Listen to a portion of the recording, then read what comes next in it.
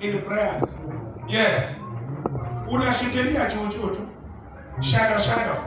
Juu. You will not catch anything. Bwana Yesu asifiwe. Na complex katika Biblia, wanaume na wanawake ambao waliamua wakasema kwamba kama mbaya ni mbaya, kama ni kufa na tufe. Last day I was speaking about Esther. Amen. Alisema kama ni kufa wacha alifanya nini? Ni kufa. Lakini nitaokoa Wayahudi. Imefanya Esther ameandikwa kwa Biblia leo. Esther ni wewe. You have to be a woman of prayer. Bwana Yesu asifiwe. Esther akasimama akasema kwamba pamoja na kwamba kuna changamoto, pamoja na kwamba makaratasi yameandikwa, I don't care. Whatever the enemy has written, whatever the threats ambazo shetani ametumana, I don't care. Zita overflow, zimalizike. Mimi nitasimama my ground, nipigane vita. As long as I have a master. Watabeba mikono. Na Mungu anapenda mtu kama huyu. Ongea na watu ama mnaenda. Kisha mkono nisiwe kama huko. Unajua siku moja waweza kuwa na ubiri, kumbe mmenyakuliwa mmeenda, mmeniacha peke yangu. Na mimi ni mema bado niwafuate. Lakini nategemea mmeenda wapi. Bwana Yesu asifiwe. Kama mmeenda kule kwingine, mimi nibakie. Kama ni kule kwenye tunaelekezana, hata mimi niwafuate. Maana sasa kama ni mtaenda, mimi nitabaki na nani? Bwana Yesu asifiwe.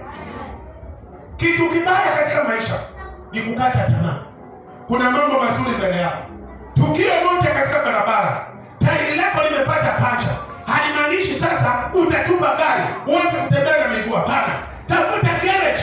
Hata kama utatembea kidogo, tafuta garage ambayo iko karibu. Tengeneza ili gurudumu barabara iwe safi, gari liendelee.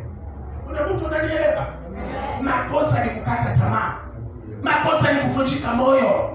Makosa ni kusema kwamba mahali imefikia mimi naona ni basi. God is not with you. Mungu anapenda mafighters, watu wa kupigana, watu wa kusema kwamba mahali imefikia nitajaribu tena, ninaomba nafasi nyingine tena. Bwana Yesu asifiwe. Kuna mwanadada mwingine alikuta na wewe Madam Doviana wakati unaingia. I remember her. I have never seen her. Alikuwa anatoka hiyo ile. So she came to me. I still recall. She came to me. Akaniambia, pastor, mimi nimekuja naomba kazi. Nikamuuliza una training order? Akaniambia, yes, I have my papers. Nikauliza umetraining? Akaniambia mimi ni nurse. Nikauliza umejaribu kutafuta kazi wapi? Akaniambia nimeenda Makadara, nimeenda wapi. Na akaniuliza, nikamuuliza listen ndio umeenda. Akaniambia nimeenda Mladeo. Ukaambiwaje? Nikaambiwa hakuna nafasi. Bwana Yesu asifiwe. So nikamwambia we are going to pray. Na ninataka urudi tena Mladeo. Mahali pale kwenye uliambiwa hakuna nafasi, kuna kitu ambacho Mungu ameweka kwa ajili yako. So we pray. She went. It was on a Monday. Akaniambia nitaenda Wednesday. So Wednesday akaenda. Hakurudi hiyo wiki, akarudi wiki iliyofuata Saturday. Akaniambia, pastor, I thank God. Nimefaulu. Pale penye nilienda, alikuja na msemo akasema, kwa vile wewe ulisema nitajaribu tena. Na alipojaribu pale penye aliambiwa haiwezekani, akaambiwa kwamba ulikuwa wapi?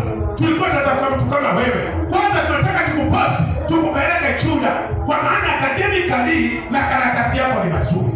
Bwana Yesu asifiwe. I have never heard from her, lakini aliniambia alifaulu. So ninajua anaendelea vizuri. Ukikutana naye uko msalimieni. Jina la Bwana litukuzwe. Kukata tamaa. Kuna vitu vizuri vinakungoja. The problem with you ni kugusa juu. Mimi najua kwamba Baba katika jina la Yesu tawala takasa. Amen. No, that is not a prayer. You have to go in. Milango yote iko wazi, lakini imewekwa katika mamlaka ya maombi. Hiyo shida yako hujawahi kuimanishia.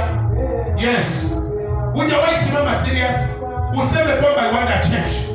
Utakaposimama serious useme kwamba I want to change, a change will come. Bwana Yesu asifiwe.